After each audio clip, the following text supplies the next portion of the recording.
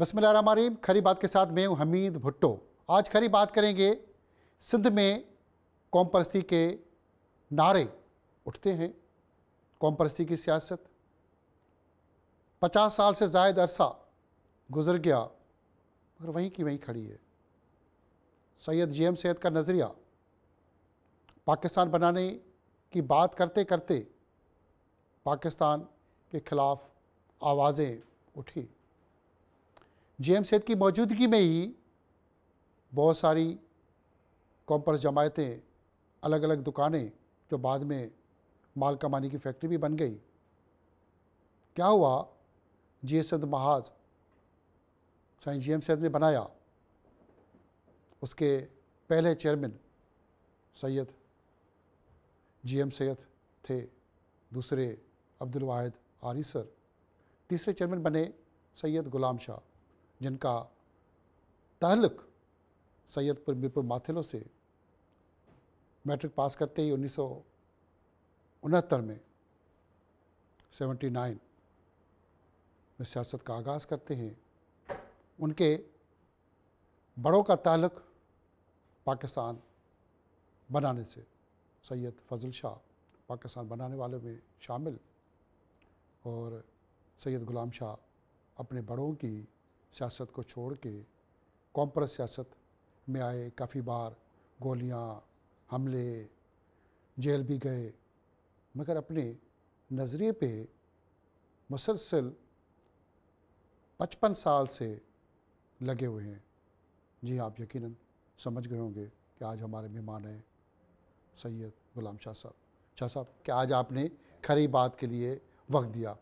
आपका ताल्लुक़ सैयदपुर मीरपुर माथुरो से, आपकी एक अपनी दरगाह, एक अलग शख्सियत।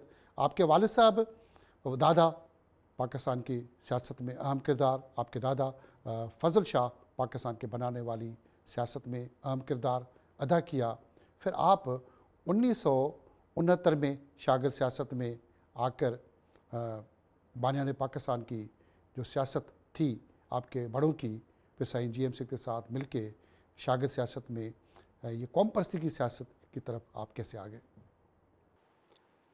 देखिए, शुरू से ही सियासत से वाबस्तगी की वजह से एक तो दरगाह पे इल्मी हवाले से मजहबी सही पर समाजियात जो है वो पढ़ाई जाती थी। समाजियात पढ़ाई जाती थी। तो इसलिए हमें बचपन से ही पढ़ने का शौक़, तो मजहबी तालीम के साथ समाजी तालीम, फिर लोगों के मसाइल, क्योंकि हमारे में बुनियाद ही ये था कि कोई भी इबादत हमारी कारगर नहीं होती जब तक कि खल्क़ खुदा की खिदमत उसमें शामिल ना हो। तो इसलिए और समाजी बहबूद, वेलफेयर शामिल हो। जी जी जी। तो रूहानियत का मतलब ही खिदमत है। तो इसलिए ये तो बुनियादी बातें थी शुरू से ही लेके। फिर साईं जी एम सैयद को हमने पढ़ा और उसके बाद एक रूहानी तरह से वाबस्तगी उसके साथ हो गई, अमलन भी और आइडियालॉजिकली भी। तो उसके बाद जब जी एम सैयद से अटैच हुए तो ज़िंदगी के इस मरहले तक भी अभी तक उसी के साथ हैं। और मैं समझता हूँ, और अरबी में कहते हैं ना, अल इस्तिकामत फ़ौकुल करामात, इस्तिकामत से अपनी बात पे खड़े होना ये एक बड़ा मोइज़ा है। तो ये भी हमारे साथ एक मेहरबानी है कि जिस इस्तिकामत से जिस बात पे खड़े हैं जी एम सैयद और उसकी फैमिली। आपने बात की साईं जी एम सैयद की, आप उसके साथ रहे। जी एम सैयद पाकिस्तान बनाने वालों में से शामिल। फिर ये पाकिस्तान बनाने की बात की, कौम परस्तों का दावा है कि जी एम सैयद ने पाकिस्तान बनाने में अहम किरदार अदा किया। फिर हुआ क्या? पाकिस्तान बनाते बनाते वो पाकिस्तान का मुखालिफ क्यों हुआ? आप उसी सफ़र में चल पड़े। देखिए, पहले तो मैं ये आपको क्लियर कर दूं कि जी एम सैयद पायनियर कैसे हैं पाकिस्तान के, फाउंडर कैसे? फाउंडर कैसे हैं। क्योंकि आप लोगों का इल्ज़ाम है कि अब वो फाउंडर है। जी जी। देखिए, इसमें एक तो ये जहन में रखें कि 1843 में जब निपियर ने यहाँ पर टालपुर हुकूमत पे कब्ज़ा किया तो उस टाइम में Sindh was independent country, not was a province और princely state of the India. It was totally independent country. Sindh एक मुल्क था। अब वो मुल्क था, यानी वाहिद सम कॉन्टिनेंट में दो मुल्क थे, हिंद और सिंध। हिंद और सिंध। तो उसकी मुल्की हैसियत पे कब्ज़ा किया। फिर 1847 में उसकी मुल्की हैसियत तो ख़त्म की गई, लेकिन प्रोविंशियल स्टेटस भी ख़त्म करके उसको बम्बई प्रेसिडेंसी का डिवीजन बनाया गया और कमिश्नर के अंडर कर माना दिया। एक गवर्नर मुल्क की को एक बजाय छोटा सा यूनिट बना के फिर यूनिट अपनी हिस्से हाँ, का बना दिया। वो प्राउंस भी स्टेटस ख़त्म कर दिया उसका। फिर जाके 1935 के एक्ट के तहत सिंध को एक अलग सी हैसियत मिली, क्योंकि 34 में साईं ने पीपल्स पार्टी बनाई ना, सिंध पीपल्स पार्टी, जिसके प्रेसिडेंट जो है शाहनवाज भुट्टो थे। शाहनवाज भुट्टो थे। और साईं और इन्होंने मिलकर बनाई। लेकिन ये है कि और 35 बाद में जीएम सैयद ने ही जुल्फ़िकार भुट्टो को मशवरा दिया कि अपने वाले साहब की पार्टी बनाए। जी जी, वो तो बाद की कहानी है। और वो पीपल्स पार्टी भी नाम जो है वो साइन ने दिया। तो ये जो है 35 के एक्ट के तहत जब डिक्लेयर किया गया सिंध को प्राउंस, और 36 में उसको प्राउंस डिक्लेयर भी कर दिया गया, तो उसमें ये पार्टी भी ख़त्म हो गई, सिंध यूनाइटेड पार्टी, जो जिसका मकसद सिंध यूनाइटेड पार्टी ना पीपल्स पार्टी, वो जिसका मकसद ये था कि बम्बई प्रेसिडेंसी से सिंध को अलग किया जाए। तो इस तरीके से 1936 में सर अब्दुल्ला हारून, सर शाहनवाज भुट्टो, सर गुलाम हुसैन हिदायतुल्लाह, शेख अब्दुल मजीद सिंधी, साईं जीएम सैयद, अल्लाह बख्श सुमरो, मीरा मोहम्मद शाह, अयूब खोड़ो, इन सब ने मिल के नॉन कम्युनल, जैसे यूनियनिस्ट पार्टी थी ना पंजाब में छोटू राम और सर जफरला की, इस तरीके से नॉन कम्युनल पार्टी जो है सो उन्होंने बनाई Sindh united party. Sindh united party ठीक है, जो अभी चल रही है, आप लोग चला रहे हैं, जो अभी चला रहे हैं उसको सिंध यूनाइटेड पार्टी था। अच्छा, उस टाइम में ऊपर से 1937 की इलेक्शन आई, जो कि सिंध की तारीख में पहली दफ़ा इलेक्शन हो रही थी। ठीक है, 1937 की इलेक्शन में 60 का ऐवान डिक्लेयर किया गया कि भाई 60 का ऐवान होगा। उसमें बाइफर्केशन थी, मुस्लिम और नॉन मुस्लिम सीट्स थी। मुस्लिम सीट्स थी 34, जिसको मोहम्मदन सीट कहा जाता था। उस प्लेटफॉर्म पे जो है जब इलेक्शन हुई तो फर्स्ट लेयर जो है सिंध यूनाइटेड पार्टी की लीडरशिप की, वो हार गई। सर शाहनवाज भुट्टो भी हार गए, सर अब्दुल्ला हारून भी हार गए। तो सेकंड लेयर जो है साईं जीएम सैयद, अल्लाह बख्श सुमरो वगैरह, ये जीत जो के आ आ गए। गई, ये इलेक्शन जीत के आए। अच्छा, उसमें 34 सीट्स में से 22 सीट्स जीएम सैयद ने उठाई, और मुस्लिम लीग की क्या पोजीशन थी, एक भी सीट नहीं थी, सिंध में एक भी सीट नहीं थी। एक सीट भी नहीं थी। ठीक है ना। 1938 में साईं जीएम सैयद जिन्ना साहब को ले आए, यहाँ पर रामबाग में जलसा कराया, और पहली जो है वो, अगर आप उसको देखेंगे, जो रेजोल्यूशन पास हुई है या सिपासनामा पेश हुआ है, या जो वहाँ पर जो बातें हुई हैं, वो सिंध की अटानमी की बात हुई है, बल्कि वो 40 की रेजोल्यूशन भी तकरीबन वो ही थी। तो इस तरीके से 38 से जिन्ना साहब जब कुछ भी नहीं थे, तो जीएम सैयद ने उसको एक हैसियत दी। 43 में मतलब आपका कहना है कि कायद आज़म मोहम्मद अली जिन्ना को सियासत में आगे लाने में जीएम यस, सैयद का यहाँ पर किरदार तो था। कम से कम उसका कोई वजूद नहीं था। सर अब्दुल्ला हारून की वफ़ात के बाद साईं जीएम सैयद को सिंध मुस्लिम लीग का प्रेसिडेंट बनाया गया। अच्छा, इससे पहले लॉर्ड लिंटको ने बोला कि भाई अभी इलेक्शन जो हुई हैं जिन्ना साहब, आप क्लेम करते हैं कि मैं मुस्लिम्स का नुमाइंदा हूँ, लेकिन प्रैक्टिसिंग मुसलमान जो हैं, जमीयत एहरार वाले, जमीयत खाकसार वाले, जमीयत उलमा हिंद वाले, जमात इस्लामी वाले, जो प्रैक्टिसिंग मुसलमान हैं, वो तो आपको मुसलमान ही नहीं मानते। और फिर प्रैक्टिकल पोजीशन ये है कि हिंदुस्तान के 11 सूबों में इलेक्शन हुई है, 11 सूबों में 8 में कांग्रेस की डायरेक्ट हुकूमत है, बाकी रिमेनिंग 3 जो प्राउंस हैं उसमें भी कोलिशन गवर्नमेंट कांग्रेस की है। वेयर यू स्टैंड, और तो छोड़ो, अकलियती सूबों को तो छोड़ो, अक्सरियत सूबों में तो कहीं दिखाओ अपनी हैसियत, कोई सिंध में, कोई बंगाल में, कोई पंजाब में, कहीं तो दिखाओ। ना साहब ने कहा, साईं जीएम सैयद के पास आए और उसको बोला कि अब फ्यूचर पाकिस्तान का, मुस्लिम लीग का और मुसलमानों का अब तुम्हारे हाथ में है, आप कुछ करें कि कोई स्ट्रेंथ ऐसी दिखाएं जिसमें हम टेबल कर सकें कि भाई यहाँ पर हमारी अक्सरियत है। उसके लिए साईं ने रेजोल्यूशन पास कराई 1943 में, जो कि एक 40 की रेजोल्यूशन, जो कि एक वैग किस्म की एक पॉलिटिकल पार्टी की रेजोल्यूशन थी, उसको पूरे सब कॉन्टिनेंट में लीगल स्टेटस जो दिया इलेक्टेड मेंबर्स का असेंबली में, वो साईं जी। मुखालिफ क्यों बना? असल वही जो मैं बात करूँ कि वो तो आपने कर दी, मुखालिफ क्यों बना पाकिस्तान का? मैं यही अर्ज़ कर रहा हूँ। अब उसके बाद क्या हुआ कि जब प्रेसिडेंट थे तो साईं ये कहते थे कि भाई इसमें डिसेंट्रलाइजेशन होनी चाहिए, ये शुरू से साईं का मौक़िफ़ था। दी पार्टी अब मेरे पास है ना, सदर मैं हूँ, तो यहाँ सिंध का अख्तियार वो मेरे पास होना चाहिए, उसमें मुदाखलत किसी की नहीं होनी चाहिए। हाँ, कोई गलत बात है तो फिर इदारे हैं उसमें मौजूद हैं, हम भी आते हैं, उसमें पकड़ धकड़ की जाए, पूछा जाए, लेकिन ये डायरेक्ट मुदाखलत नहीं होनी चाहिए। साईं जीएम सैयद ने जिन्ना साहब को गुजारिश की कि हमें टाइम दिया जाए, वो बड़ी मुश्किल से टाइम इनको मिला, शिमला का, उस टाइम में जनरल सेक्रेटरी थे हाशिम गज्जर, ये सलाटे हैं ना हमारे, तो ये इंजीनियर था, पढ़ा लिखा आदमी था, बड़ा ईमानदार साफ़ सुथरा आदमी था। Sai GM Syed as a president, Hashim Gajjar as a general secretary जिन्ना साहब से मिलने शिमला गए। वहाँ पर इन राइटिंग उन्होंने कंप्लेंट की कि भाई अभी 46 में जो इलेक्शन होगी उसमें इस टाइम जो एग्जिस्टिंग गवर्नमेंट है मुस्लिम लीग की, वो तकरीबन करप्ट लोगों के ऊपर मुश्तमिल है, जिसमें उन्होंने जाके सबूत दिए कि सर गुलाम हुसैन की ये करप्शन है, खोड़ो साहब की ये करप्शन है,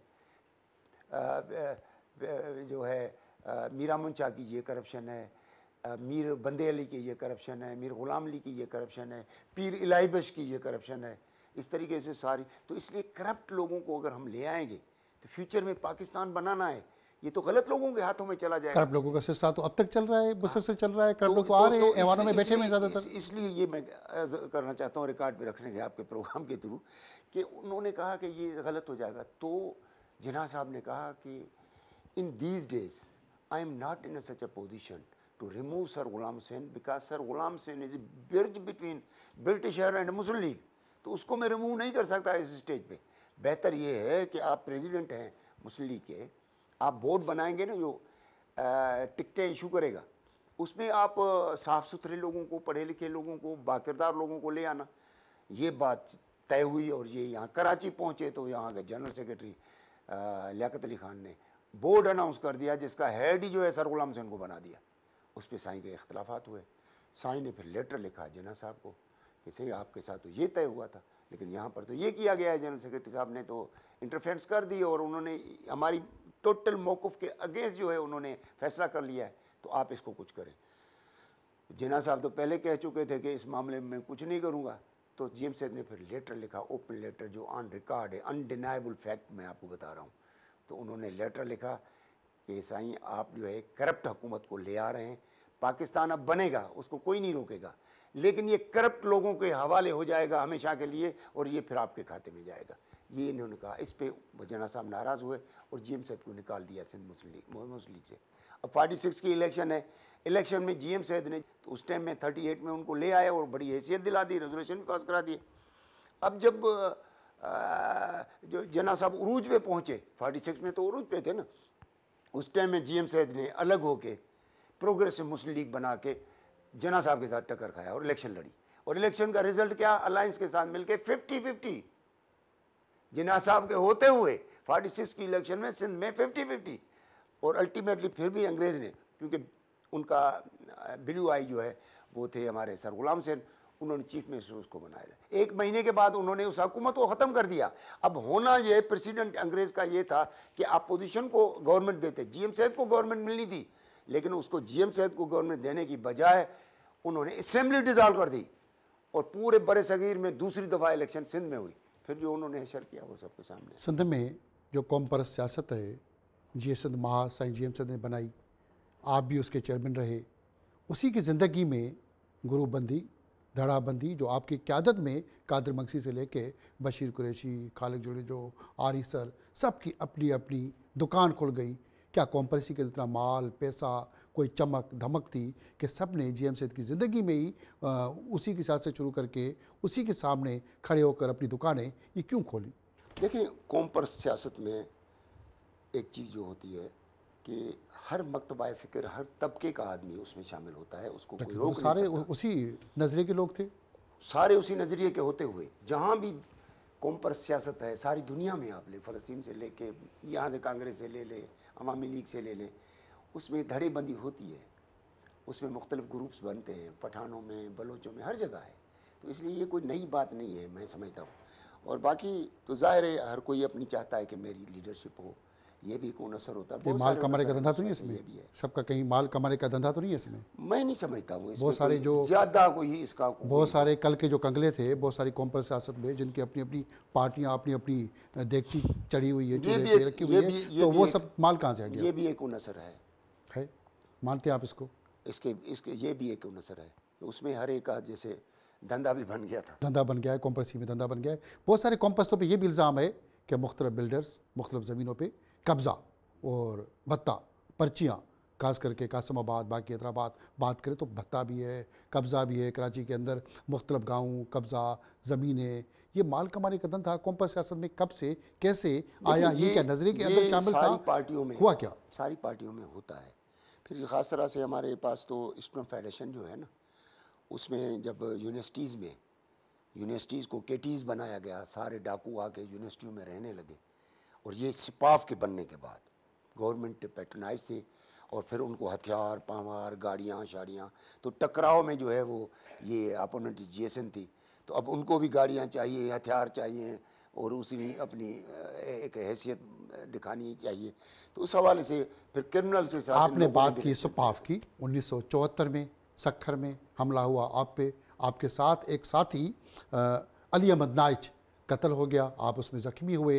ये पहली स्टूडेंट्स सियासत में एक कत्ल था जिस उनके एक कारकुन का, तो ये सियासत में, शागिद सियासत में कत्ल का ये रवायत क्यों और किस तरह ये से पहला वजूद में आया? सिपाफ के हाथों जीएसएन का उस टाइम में प्रेसिडेंट थे अली अहमद नाइच, और वो शहीद हुए थे।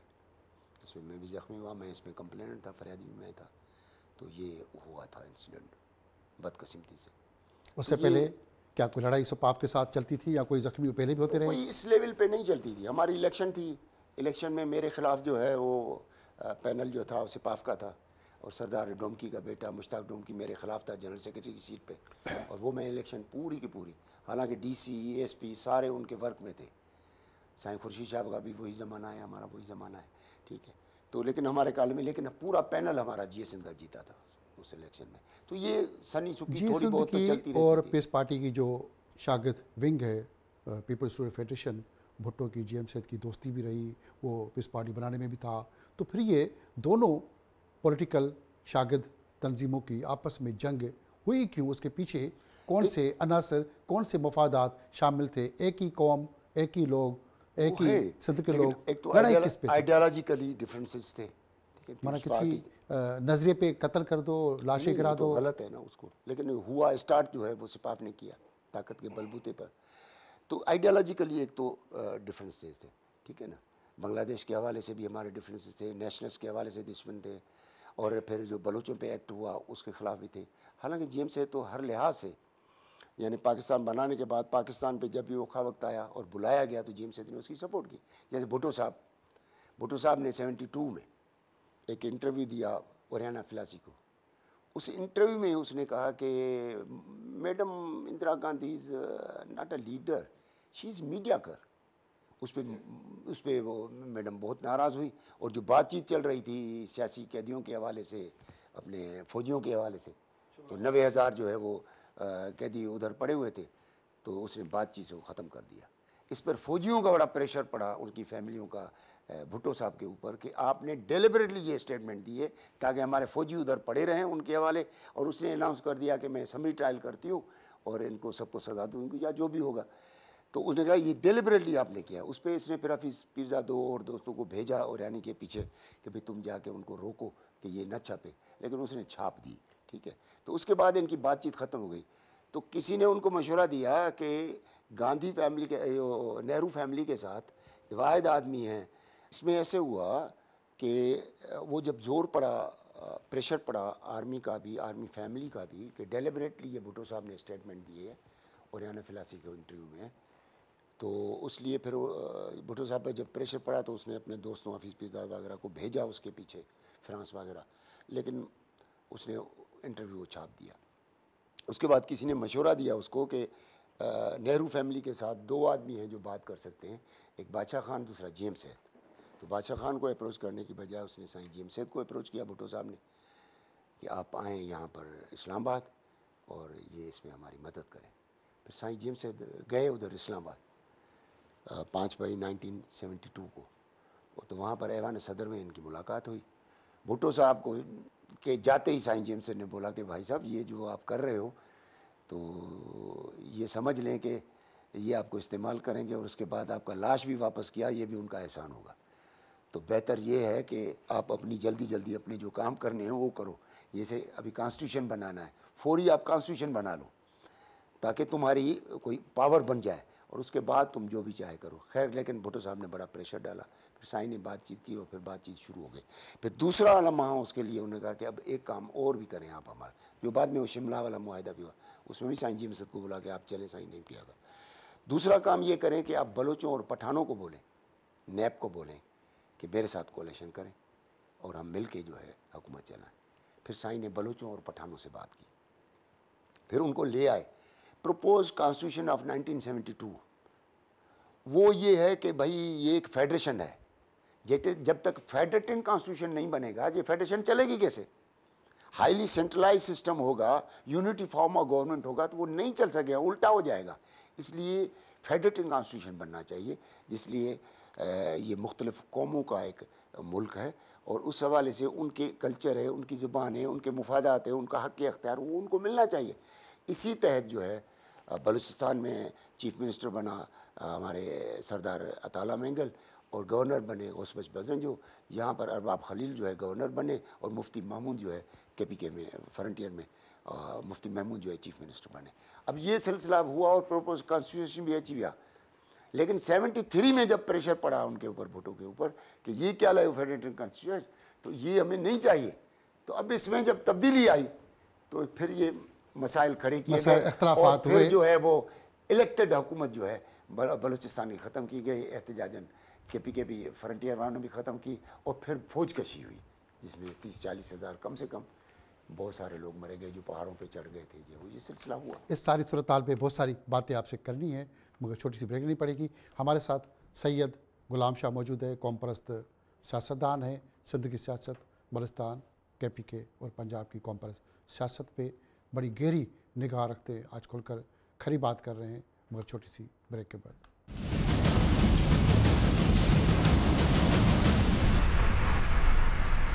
खरी बात में हमारे साथ कौम परस्त सियासतदान सैयद गुलाम शाह मौजूद है।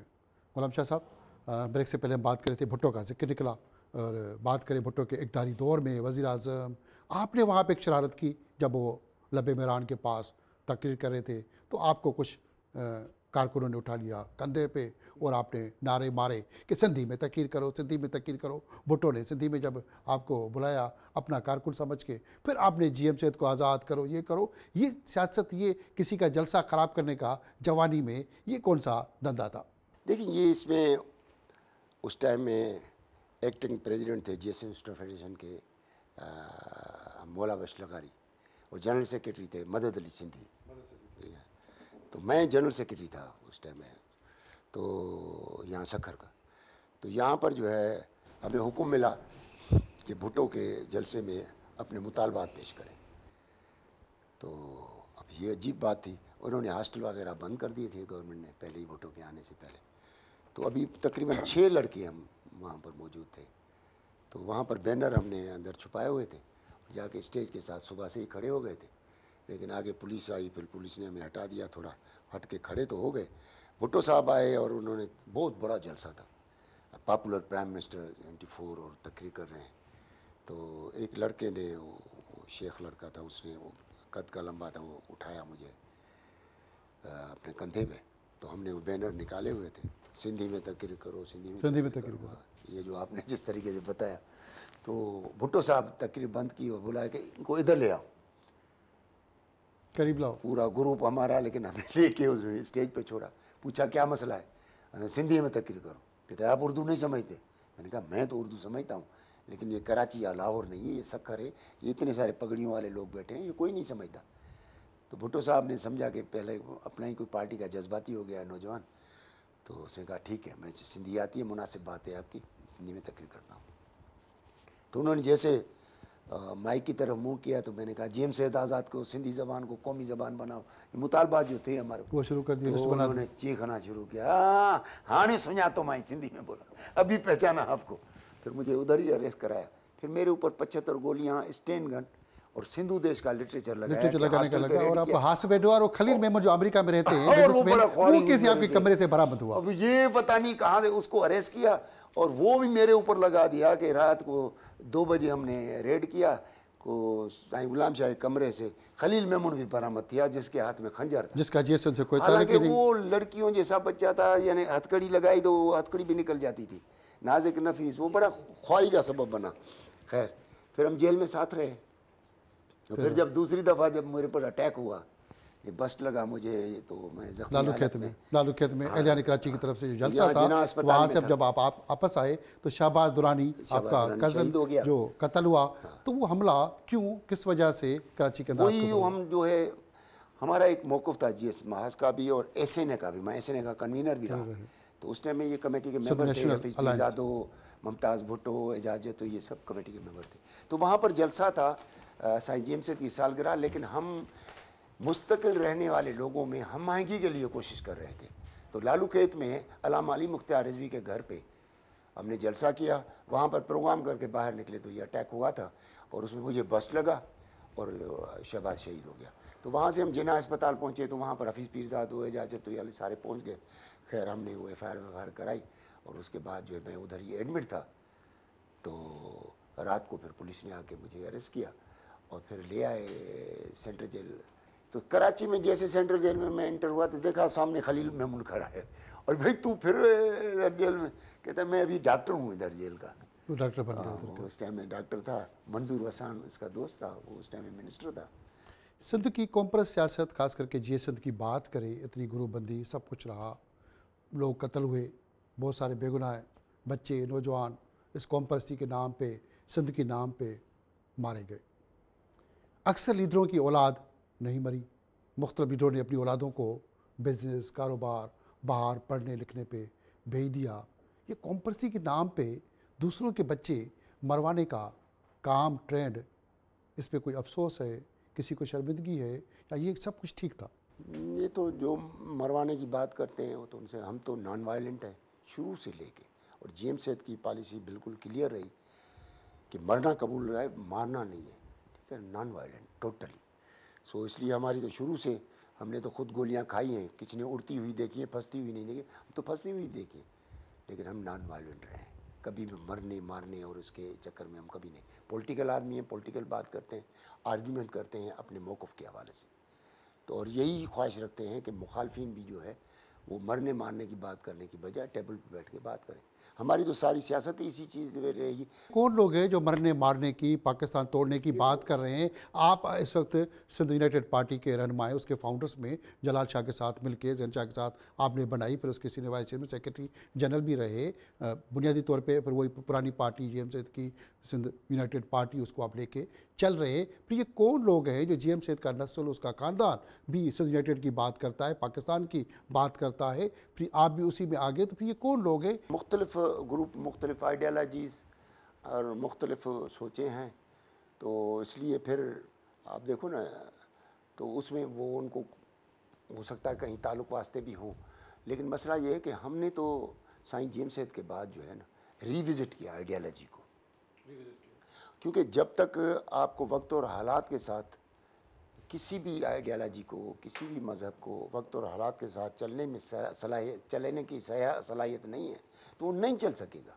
मिट जाएगा। नए हालात, नई सोचें, नई हवाएं, नई बातें आती हैं। हिंदू देश का नारा है, पाकिस्तान के अलहदगी का नारा है, ये खोखला और खाली ख्वाबों का जो लोग लगा रहे हैं, एक खोखला हवाई फायर है। नहीं, ऐसा नहीं है। ऐसा नहीं है। देखें, सिंधु देश को पाकिस्तान तो नहीं है जो मैंने बनाया है, ठीक है ना, पाकिस्तान देश के ना किसी पाकिस्तान से तोड़ने की बात हुई, जना नहीं है, एक मुल्क के अंदर नहीं है, नहीं ऐसी बात नहीं है। बात यह है कि सिंध और सिंधु देश की बात करना, अगर सिंध अगर बेहतर होता है तो पाकिस्तान बेहतर होता है ना।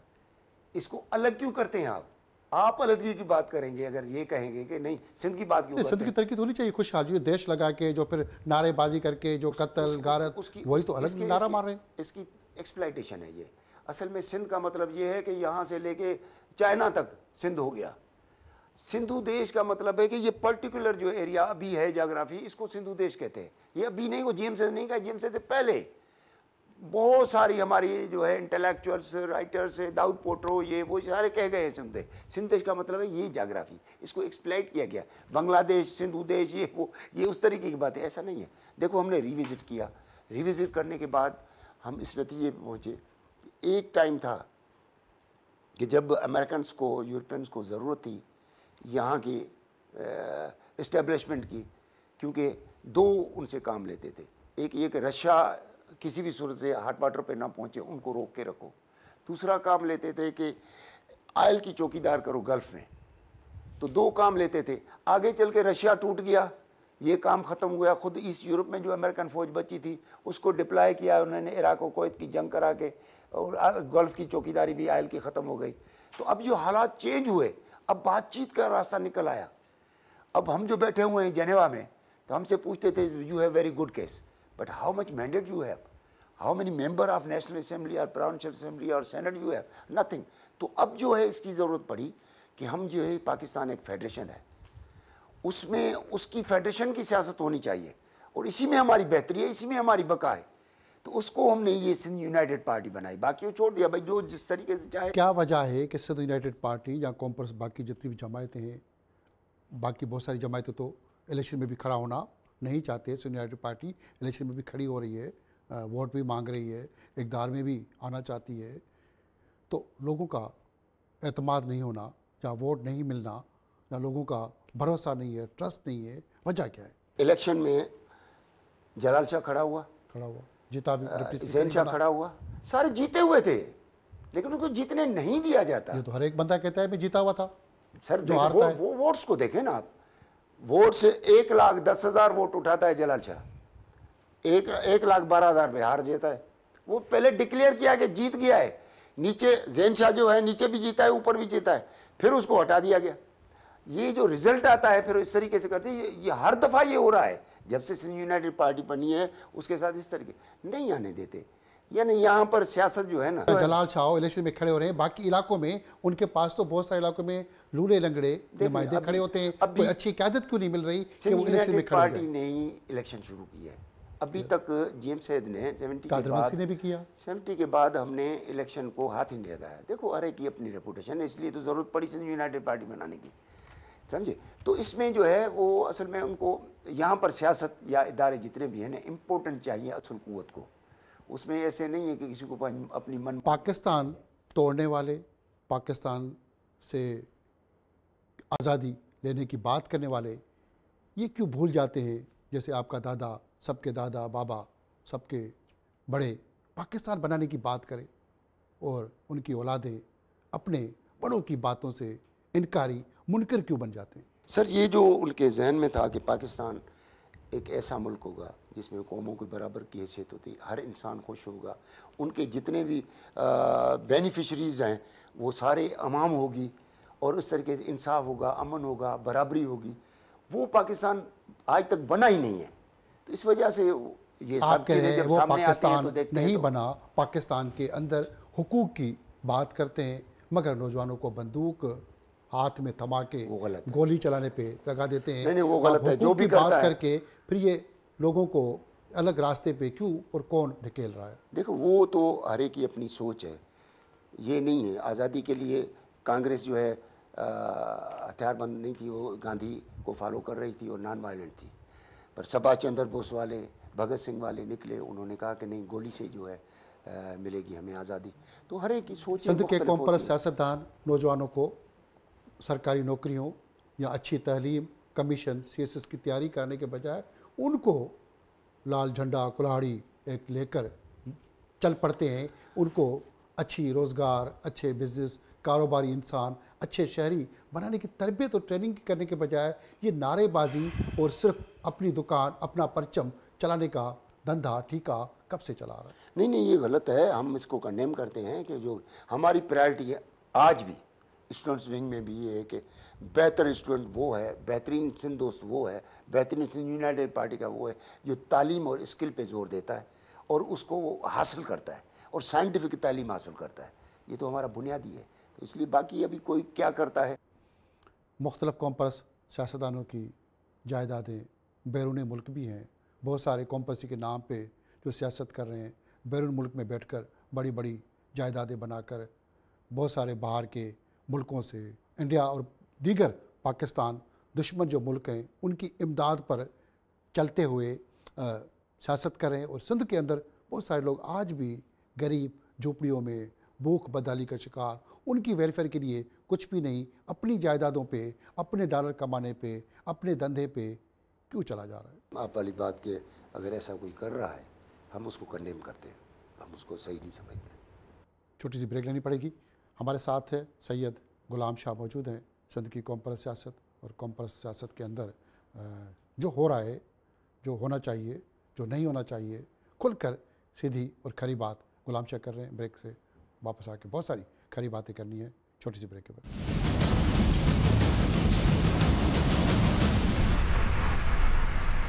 खरी बात में हमारे साथ है कौम परस्त रहनुमा, सुप्रीम कोर्ट के सीनियर वकील भी हैं और दुनिया के मुख्तलिफ मुल्कों में इलेक्शन ऑब्ज़र्वर भी हैं, सैयद गुलाम शाह। आपके साथ खरी बात से पहले में बहुत सारी बातें चल रही थी। देखा ये क्या है कि सिंध के वसाइल की बात, मसाइल की बात, मादनियात की बात कौम परस्त हर वक्त बात करते हैं, मगर ये बातें करते करते बिक जाते हैं। अभी पानी की बात हो रही थी, आप समेत सब ने पानी पे आवाज़ मारी, मगर उस आवाज़ में बहुत सारी आवाज़ें मिलाते करोड़पति बन गए। हुआ क्या? अभी तक तो हम तो स्ट्रगल कर रहे हैं कारपोरेट फार्मिंग के ख़िलाफ़ या जो कैनाल्स हैं उनके ख़िलाफ़ हमारी स्ट्रगल जारी है। फिज़िकली भी जैनशाह जाता है, उधर जाके विज़िट करा के ताज़ी सूरत हाल फिर आके आगाह करता है। और पॉलिटिकल आदमी बात ही करता है, ये नहीं कि हम कोई बंदूक उठाएंगे या कुछ करेंगे। और फिर आवाम को एजुकेट करते हैं ताकि आवाम उठे। आवाम जब तक नहीं होंगे तो कुछ भी नहीं होगा। तो हमारा काम इतना होता है कि आवाम तक पहुँचे और आवाम से। सिंध के कौम परस्त रहनुमा मज़दूर की, शागिर्द की बेहतरी के लिए क्या कर रहे हैं? देखें, पहले तो जीएसएन के हवाले से भी ऑर्गेनाइजेशंस थी हमारी, सिंधी पोरियत संगत थी जीएसएन महाज के टाइम में, ठीक है ना। तो हारियों के लिए और पोरियतों के लिए वो मिल के काम करते थे। फिर स्टूडेंट्स के लिए एक अलग था। अभी जो सिंध यूनाइटेड पार्टी है प्रैक्टिकली देखती है कि फैक्ट्रियों में क्या हो रहा है और मुसीबत कहाँ कहाँ है, तो उन प्रॉब्लम्स को direct case to case issue करती है और उनके हल करने की कोशिश करती है। सिंध की कौम परस्त सियासत के नारे बहुत ऊंचे हैं। सिंध की आवाम भूखी प्यासी मसाइल का शिकार है। क्या ये नारे अब खोखले हो गए? नारे एज इट इज़ हैं, पर मसला ये है कि हमारे ऊपर जो बिठाए जाते हैं इक़्तिदार पे, वो ऐसी बदबख्ती है कि उन्होंने, यानी हमें तो पता है कि भाई इनको अपने शेयरिंग मिलती है इक़्तिदार में, लेकिन वो जो डिस्क्रिशनरी पावर या हमारी लीगल इनहेरेंट पावर जो कहते हैं, उसमें भी ये बदबख्त कोई काम करने के लिए तैयार नहीं है। अब पूरे स्कूल, एजुकेशन, रोड, रास्ते, इंफ्रास्ट्रक्चर, लॉ एंड ऑर्डर, रोज़गार सब तबाह बर्बाद हुआ पड़ा है, उसके लिए भी वो कुछ नहीं करते। आवाम को 2 वक्त की रोटी चाहिए, मगर 2 वक्त की रोटी के लिए आवाज़ नहीं बुलंद की जा रही। उनको ख्वाब बेचे जा रहे हैं।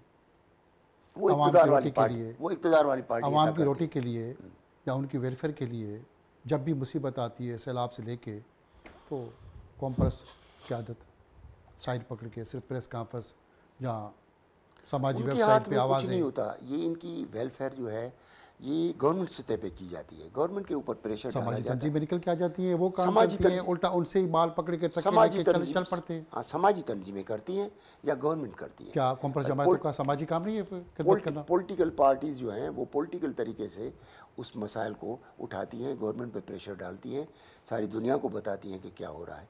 ये पॉलिटिकल काम। क्या ये सच नहीं है कि सिंध की कौम परस्त सियासत ने कौम को टुकड़ों में बांट दिया? नहीं, हम तो कौम को मुतहद करने की बात करते हैं, बल्कि मुस्तकिल रहने वाले सिंध में जितने भी लोग हैं, जो भी कल्चर, जो भी ज़बान, जो भी उनके आइडेंटिफिकेशन हो, उन सबको यकजा करने की कोशिश करते हैं। मुल्क के अंदर सारे सूबों के कौम परस्त सियासत की बात करें तो उनकी नस्लें आला तालीम के लिए बाहर, गरीब का बच्चा वहीं की वहीं। तो ये अपनी नस्लों की बका, कौम की नस्लों की बका के लिए सियासत कब शुरू होगी? देखें, इसमें एक तो ये है कि हर एक आदमी के अपने सर्कमस्टांसेस होते हैं और उनके वसाइल भी अपने होते हैं, ठीक है, और लियाकत भी हर एक की अपनी होती है, ठीक है ना। तो इस तरीके से अगर मैं फ़र्ज़ करूँ कि सुप्रीम कोर्ट का वकील हूँ, तो ज़ाहिर है मेरा सोर्स ऑफ इनकम भी कुछ और तरीके का होगा एक आम वर्कर की बजाय, ठीक है ना। तो उस हवाले से मैं अपने वसाइल के साथ ही रहूँगा और अबायदाद से एक सिलसिला चला आ रहा है, तो उस तरीके से वो मिलता है, ठीक है ना। बाकी जितना हो सकता है इज्तिमाई तरह से वो करता है आदमी। बाकी सिंध तो के तहलीमी इदारों से, कौम पर सियासतदानों से लेके जो यूनियन साजी थी शागिद की, उस सियासत को दफन करते हुए या सियासी अड्डे जो बने हुए थे यूनिवर्सिटियों के अंदर, उसका जो खात्मा हुआ, क्या वापस बाहर होना चाहिए? क्या वो सियासी दुकानें, सियासी अड्डे दोबारा यूनिवर्सिटियों कॉलेजों में खोल के तालीम को आगे बढ़ाया जाए या तालीम को बेहतर किया जाए? आपके पास क्या है हल? देखिए, मैं समझता हूँ यूनियन जब थी तो उस टाइम में बहुत ज़बरदस्त काम होता था। यूनियन लुक आफ्टर करती थी एजुकेशन को भी। अभी कोई उनका पूछने वाला नहीं। अब वायसराय बना दिए हैं, अपने वाइस चांसलर बना दिए मिनिस्टर्स को, जो करप्ट तरीन लोग हैं और जाहिल, जिनको कोई पता भी नहीं है कि एजुकेशन क्या होती है, एजुकेशन में क्या होना चाहिए। अब उनको जो बिठा दिया जाएगा तो क्या रिजल्ट आएगा? इसके लिए यूनियन का होना बहुत ज़रूरी है। इज्तिमाई तरह से सब स्टूडेंट्स को इकट्ठा करना, मुख्तलिफ मकतबा फ़िक्र के लोगों को इकट्ठा करना, उनको ले जाना, उनकी डिमांड्स लीगल तरीके से, डेमोक्रेटिक तरीके से पेश करना, यूनियन बहुत ज़रूरी है। देखा गया है कि कौम पर सियासत, सिंध की बात करें तो सिर्फ सिंध के कराची से आगे मुख्तलिफ शहरों पे बात करते हैं, हैदराबाद तक मौजूद रहते हैं। कराची में किसी भी सिंध की कौम पर जमात का ना तो मरकज़, ना तो मजबूत नेटवर्क। कराची सिंध का दिल है। कौम पर सियासत कराची की कोई नहीं बात करती। देखिए, जीएसएन बहार था जब, तो मैं समझता हूँ कराची में सबसे ज़्यादा वेल ऑर्गेनाइज जो था वो जीएसएन बहार थी। यहाँ के गांव, शहरों, महलों में हर जगह पर काम जो था वो जीएसएन बहार का था। मैं जब कन्वीनर था तो कन्वीनर असल में ऐसे नहीं का था, लेकिन हकीकी तरह प्रैक्टिकली और मगर जो कराची काम के जो था वो सारा मगर जीएसएन कराची बहार की का अभी था। बात करें, कराची डूब रहा है, कचरे का ढेर बन रहा है, रोड टूटे हुए हैं। कौम पर सियासतदान ने कभी आवाज़ नहीं मारी। क्या वो कराची को सिंध से अलग समझते हैं? खामोशी उनकी को, ना प्रेस कॉन्फ्रेंस ना आवाज़। वो समझते हैं कि दूसरों का कोई शहर है, उसको सिंध के कौम परस्तों ने लावारिस खुद ही अपनी सियासत क्यों की? नहीं, कराची को हम ओन करते हैं, बल्कि कराची के लिए मुख्तलिफ प्रोग्राम्स करते रहते हैं और उसके लिए आवाज़ उठाते रहते हैं। बल्कि हमारा तो ये मौक़िफ़ है कि कराची को अब जो तबाह बर्बाद कर दिया गया है, किसी टाइम में जो क्वीन थी एशिया की, इसको कहा जाता था, जहाँ पर जो है थप्पड़ मारने के लिए भी जमशेद मेहता और ये पारसियों की कमेटियाँ बनती थी कि गैर ज़रूरी इसको थप्पड़ क्यों मारा गया फिज़िकली। 3-3 महीने उसकी इंक्वायरी होती थी। और जहाँ पर आज कत्लेआम हो रहा है, कोई किसी को पूछना नहीं है। सफाई इतनी कि हर आदमी जो है, कोई तीली फेंकता था तो उससे लड़ पड़ते थे, ये क्या तुमने किया है। आज जो पीने के लिए पानी मैसर नहीं है, इससे साफ़ सुथरे पानी में गुलाब का अर्क डाल के रोड धुलते थे। तो ये चीज़ जो ख़त्म हुई है, और अब जो इन्फ्लक्स है जिसकी वजह से हर एक आदमी जो है दूसरे से खाइफ होता है। अब हम गए थे यूसुफ गोट, उन्होंने कहा कि प्री पार्टीशन यहाँ पर हमारे घरों में सूअर भी आ जाते थे और उनके लिए हम रोटी रख देते थे कि वो खाएं, तो उनसे हम नहीं डरते थे। आजकल हम यहाँ पर जो आते हैं लोग, उनसे डरते हैं, उनसे नहीं डरते। तो अब ये जो पोजीशन हो गई है ना, तो इसलिए हम ये चाहते हैं कि देखो, एक तो कॉस्मोपॉलिटन सिटी दुनिया में जहाँ भी है, यहाँ भी पोर्ट सिटीज़ हैं, उसके लिए तरीक़ेकार ये होता है कि उसके लिए जड़ों का लाज ही अलग है, ताकि उसमें मुस्तकिल रहने वाले लोग जिस भी कल्चर के हों, जिस भी ज़बान के हों, जिस भी मुल्क के हों, जिस भी मज़हब के हों, वो मिल के रहें और सबको ओन कराया जाए, मालिक बनाया जाए, वारिस बनाया जाए। ये नहीं कि मैं ही हूँ और बाकी कोई भी नहीं। ये एक हकीकत है कि सारे हैं, उसको मिला के रहना होगा। बनाया जाए। पाकिस्तान के जितनी भी कौम परस्तें हैं, चाहे वो बलूचिस्तान के, सिंध के, गाँव देहात से, वो सब आके कराची में रहते हैं। मगर कराची पे तो हमेशा उनकी आवाज़ बंद। और ये अपने अपने शहरों में जलसे भी करते हैं, गरीब की बात भी करते हैं, हारी की मज़दूर की बात भी करते हैं, मगर उन सबको बेच देते हैं। देखिए, इसमें कोई करता होगा, बेचता भी होगा, ठीक है ना, लेकिन हम ये समझते हैं कि हम तो इज्तिमाई हवाले से बात कर रहे हैं कि भाई देखें, इसमें हमने जो इज्तिमाई बात करते हैं उस पर खड़े भी हो जाएं। अब देखो ना, ये फ़कत कौम परस्तों के लिए मैं नहीं कह रहा, कराची के लिए। कराची में जिस भी पार्टी का हो, जिस भी मज़हब का हो, जिस भी सूबे का हो, जिस भी मुल्क का हो, ठीक है ना। इस्तांबुल में ऐसे होता था ऑटोमन एम्पायर के वक्त में, सारी दुनिया से लोग आते थे, सारे मज़ाहब के लोग होते थे, लेकिन बाहमी इज़्ज़त एहतराम के साथ रहते थे। तो यहाँ पर ही हमने बाहमी इज़्ज़त एहतराम के साथ मिल के इत्तेहाद बना के, मुत्तहद होकर, मोहब्बतों बढ़ा के तरक्की करनी है। तो ये तरीक़ेकार हमने कराची में भी रखना होगा।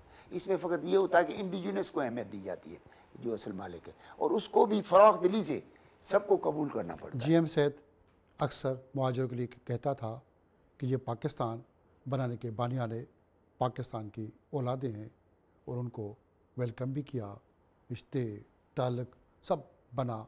इल्ताफ़ हुसैन को भी कुछ तरीक़ों से सपोर्ट की। आप भी लंदन में इल्ताफ़ हुसैन से मिलने गए और एक मुश्तरका नज़रिया भी सामने आया उस वक्त।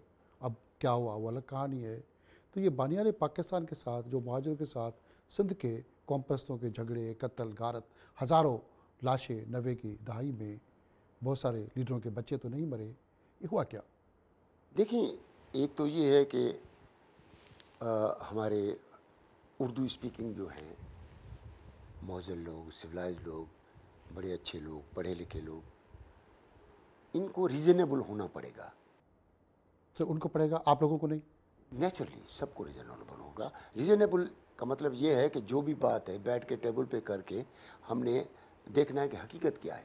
अब जैसे अभी कुछ लोगों की लीडरशिप की एक्सप्लॉइटेशन हो रही है कि फ़लानी एग्रीमेंट में ये था, फ़लाना लॉ में ये था। असल में हुआ ये कि पाकिस्तान बनने के बाद यहाँ पर जो है एक तो ट्रांसफ़र ऑफ पॉपुलेशन था ही नहीं हमारे इंडिया एक्ट में, ठीक है ना। ट्रांसफ़र ऑफ पॉपुलेशन नहीं है, बल्कि एग्रीड हुए हम 3 जून 1947 को जो आखिरी मीटिंग हुई है जिसमें लॉर्ड माउंटबेटन ने प्रिजाइड किया है, उसमें जिन्ना साहब मुस्लिम लीग की तरफ, आलिया मुस्लिम लीग की तरफ से, और लियाकत अली खान, और कांग्रेस की तरफ से जवाहरलाल नेहरू और पटेल, वो उसमें शरीक हुए हैं। और रेड क्लिफ, क्योंकि ये डिवीजन करनी थी पंजाब की और बंगाल की, तो इसलिए रेड क्लिफ को बुलाया गया था, वो भी उस मीटिंग में बैठे थे। उसमें तय ये हुआ कि सब कॉन्टिनेंट को कैसे बांटा जाए, तो उसमें पंजाब और बंगाल को जो है बांटने की बात हुई कि ये 2 सूबों में बांटा जाएगा, डिवीजन होगी। तो उसमें ये हुआ, उसको डिक्लेयर किया कि एग्रीड इलाके, बाकी रिमेनिंग पूरा सब कॉन्टिनेंट नॉन एग्रीड इलाका है। एक चीज़ ये ध्यान में रखें।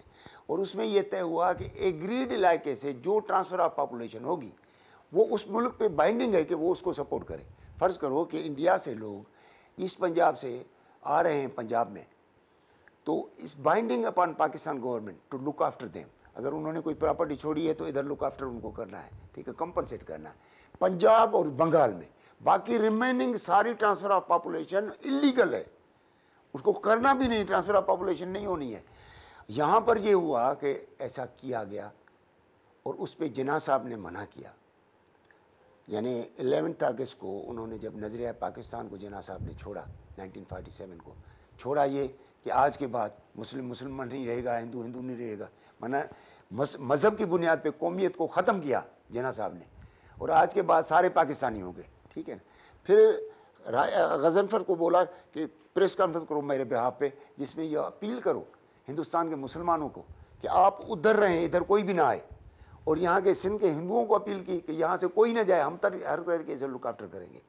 और बल्कि 7 जून 1947 को जिन्ना साहब जब दिल्ली छोड़ रहे थे, तो उस टाइम में सारे लीडरान जो तरीम थी मुस्लिम लीग को, दिल्ली वालों को, हिंदुस्तान वालों को, उन सबको बुलाया।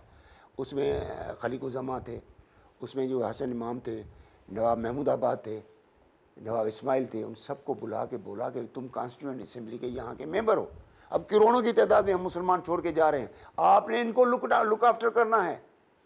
अगर आप बेहतरीन मुसलमान हैं, मुस्लिम लीग के हैं, तो इनको लुक आफ्टर करना है, बल्कि हिंदुस्तान के वफादार होकर रहना है, कोई भी इधर नहीं आएगा। उधर उसने दी है, उधर लियाकत साहब ने जो है वो कर दिया कि भाई नहीं, मैं अपील करता हूँ कि आप लोग आएँ इधर, और हिंदुओं को बोला कि यहाँ से निकले। वहाँ पर नेहरू ने ये किया कि कोई ना निकले जिन्ना की तरह, और वहाँ पटेल ने ये कहा जैसे लियाकत अली खान ने किया। तो इस तरीके से ये, और साथ में ये भी रिहेबिलिटेशन रिफ्यूजीज़ कमीशन बना दिया, और लैंड एलिनेशन बिल जो पास किया हुआ था यूनानिमसली असेंबली का, पंजाब में पास हो गया कि वहाँ की छोड़ी हुई ज़मीनें जितनी भी हैं वो लोकल लोगों को दी जाएंगी, उनकी नौकरियाँ, उनके कारखाने, उनके धंधे दाड़ी, शहर सारे उनके हवाले किए। यहाँ पर लैंड एलिनेशन यूनानिमसली पास हुआ, उसको पास नहीं होने दे, रख के बैठ गया लियाकत अली खान। तो उसमें क्या हुआ, और साथ में इलीगल रिफ्यूजीज़ कमीशन बना के जिस पे खोड़े ने रजिस्ट किया तो उसकी इलेक्टेड गवर्नमेंट को ख़त्म किया गया। यहाँ राम स्वामी मंदिर पे खोड़ा खुद गया है, जाके उसने पिस्टल निकाल के अयूब खोड़े की, तो उसको हटा दिया गया, ख़त्म कर दिया गया। और इस तरीके से ज़बरदस्ती एक तो कंपनसेशन नहीं की गई, कैपिटल बनाया गया पाकिस्तान का, जो जना साहब ने वादा किया था कि वो कंपनसेट किया जाएगा सिंध गवर्नमेंट को। सिंध गवर्नमेंट को कंपनसेट करने की बजाय यहाँ की कैपिटल को उठा के हैदराबाद फेंक दिया गया, यहाँ की सिंध यूनिवर्सिटी को उठा के हैदराबाद फेंक दिया गया, यहाँ पर सिंधी स्कूल जितने थे वो एकदम बंद कर दिए। और ये Muhajir refugees commission land alienation bill pass न करने की वजह से सारी ज़मीनें, कारखाने, घर, बिल्डिंगें, धंधे वो सारे के सारे उनके हवाले कर दिए गए। बात यह है कि रीज़नेबल बात और आर्गूमेंट होगी ना। अभी कहीं से आ रही थी स्टेटमेंट कि ये तो सारे मतरूका, और ये तो भाई मतरूका तो तब जो गए जब मैंने कुछ छोड़ा हो, मैंने कोई उसके हवाले से कहा मुझे तो सब कुछ मिलना था, कुछ भी नहीं मिला, मैं तो अभी तक अताब में हूँ, अजाब में हूँ, ठीक है ना। तो इस तरीके से आप बात ये कर रहे कहना, हैं, अक्सर सिंध से आवाज़ आती है कि सिंध के साथ अजाब, सिंध पे कब्ज़ा, मुख्तलिफ सियासी लीडर्स सिंध के अंदर 90% अमीर हो गए। सिंध के सियासी लीडरों का सिंध हुकूमत पे अक्सर इक़दार, फिर ये सिंध की हालत, किस्मत तब्दील क्यों नहीं हो रही? 90% सियासतदानी खुशहाल हो गए, लीडर्स का ही खेल, ये खेल है या सिंध के साथ हकी इंसाफ होगा? हकी अख्तियार जब तक हकीकी लोगों तक नहीं आएगा, ये कौन है? फिर ये कौन है? ये तो बिठाए जाते हैं ना भाई, आपकी मर्जी। अभी आपने इलेक्शन देखी है, ये जो इलेक्शन हुई थी आपने देखा नहीं, अपनी मर्जी से लोगों को बिठाया जाता है। कभी इमरान को लाया जाता है, तो कभी पीपलों को जाता है, कभी लीगरों को लाया जाता है। मतलब वो लोग लाए जाते हैं जो उनकी मर्जी से इशारों पे उठे बैठे, तो वो तो वही करेंगे जो उनको कराया जाएगा। अब हमीद भुट्टो को अगर इक़्तिदार दिया जाए तो जाके आम आदमी तक पहुँचेगा, अगर वरना तो ये है कि जो वो चाहेंगे ये वो ही करेंगे। और इनमें से तो अभी आपने देखा है कि मिनिस्टर के भाई को, जो कि चेयरमैन है एक टाउन कमेटी का, वो उसने देखा है कि भाई ये क्या हो रहा है, खुदाई क्यों हो रही है, कोई है आपके पास लेटर, कोई परमिशन, को उसने वो अटक गए हैं आपस में, थपाथुपी हुई है। सिंध को यहाँ पे जो सियासी लीडर हैं उनसे आज़ादी चाहिए, मुल्क से नहीं। देखो देखा जाए तो असल तो बात यही होती है ना, बात तो होती है कि जब नाइंसाफ़ी होती है, नाइंसाफ़ी कैसे ख़त्म होनी चाहिए उसके लिए ही कोशिश कर रहा है। सियासत सारी होती इसलिए है ना कि बैठ के बात की जाए और रीजन में कोई रास्ता निकाला जाए। सुप्रीम कोर्ट के और कौमी कारकुनों के केस भी लड़ते रहते हैं, मगर आम जो लोग हैं उनके लिए बहुत वकीलों की भी भारी फीस, और बहुत सारे वकील तो अब जिस तरह दुनदुनाते फिर रहे हैं, लड़ रहे हैं हर मामले में वकील। अब कॉम्प्रेस सियासत या पानी के इशू पे भी वकील सबसे आगे, तो ये कॉम्प्रेस सियासत कहीं दफन तो नहीं हो रही, वकील आगे जाएंगे? देखिए इसमें बहुत सारे लोग किसी भी इशू में, पॉपुलर इशू पे आते हैं तो लोग उसको सपोर्ट करते हैं। अब ये भी वकील भी इस सवाल से कोई स्टैंड लिया तो लोगों ने उसको सपोर्ट किया, लेकिन ये पॉलिटिकल काम है, ये एजेंडा पॉलिटिकल है, तो उस हवाले से ये वकील ऑर्गेनाइजेशन उसको वो नहीं कर सकती, मेरा पर्सनल ये है। तो इसलिए ये है कि ये पॉलिटिकल काम है, पॉलिटिकल लोगों को ही करना चाहिए, ये और कुछ। इस वक्त सैलाबी सूरताल, पंजाब, लाहौर काफ़ी इलाके डूब गए और सिंध की तरफ पानी आ रहा है, आज या कल सिंध के भी काफ़ी इलाके डूबेंगे। ये पानी का सिंध और पंजाब का जो तनाज़ा है, इसका हल क्या है कि पंजाब और सिंध कब तक इस पानी में डूबते रहेंगे? इंडिया जब चाहे पानी छोड़ देता है, पंजाब और सिंध के लोग कब तक आम तरह से एक्सप्लॉइटेशन थी, आप लोग छोड़ देंगे, अपनी सियासत चलाएंगे? एक्सप्लॉइटेशन थी कि ये फ्लड आती है, अगर कालाबाग डैम होता तो नहीं आता। आपने अभी देखा ये 5 दरिया हैं, उसमें से कोई भी उसका कालाबाग डैम से वास्ता ही नहीं सिवाय सिंधु दरिया के। तो भाई कालाबाग डैम बनने से इसका क्या होता, उधर कितने डैम बने हुए उससे, तो ये गलत बात है, एक्सप्लॉइटेशन है। अदरवाइज मेरा तो झगड़ा ये है कि मेरे से जो कमिटमेंट है आपकी वो पूरी नहीं करते। भाई मेरे साथ कमिटमेंट ये है कि मेरे साथ जो एग्रीमेंट की है कि भाई ये सिंधु दरिया, पहले तो ये तय हुआ 45 की हमारी एग्रीमेंट के तहत कि ये सिंध का दरिया है, जहाँ भी दरिया छूटता है पानी में, समंदर में जाता है, वो उस मुल्क का होता है दरिया। तो ये तय किया गया कि सिंधु दरिया सिंध का है। अब इसमें से अगर कोई भी पानी लेता है तो उसको कंपनसेट करेगा। फ़र्ज़ करो पंजाब के रास्ते से आते हुए पंजाब अगर इसमें से पानी लेता है तो उसकी कंपनसेट करेगा और पानी की सूरत में, ठीक है, पंजनद के ऊपर हमें देगा। अगर चनाब में लेता है, जेहलम में लेता है, किसी जगह पर भी लेता है तो मुझे वो कंपनसेट भी करेगा। लेकिन हुआ ये कि इन्होंने 1960 में सिंतास मुआहदा किया, सिंतास मुआहदे में मेरे से पूछा ही नहीं, जो कि मैं सबसे बड़ा बेनिफिशरी हूँ और सबसे बड़ा मालिक हूँ उसका। मेरे से पूछा ही नहीं, इन्होंने इंडिया के साथ सौदा कर दिया और अपने 3 दरिया बेच दिए। नुमाइंदे तो मौजूद थे सदके भी?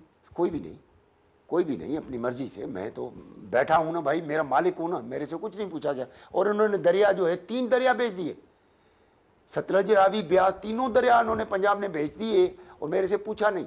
और ना फकत ये नहीं कि उससे मेरे को कंपनसेट करते थे ना, मेरे से पूछते ना, मेरे से पानी लेते हैं, देते नहीं हैं। उससे ये कि एक और एग्रीमेंट इसके तहत थी कि सिंधु दरिया पे कोई भी डैम या कैनाल नहीं बनाया जाएगा। उसी पैसों से मुझे फिर उन पैसों में हिस्सा देने की बजाय वो पैसों में हिस्सा भी नहीं दिया, बल्कि उन पैसों से उन्होंने तरबेला बना लिया।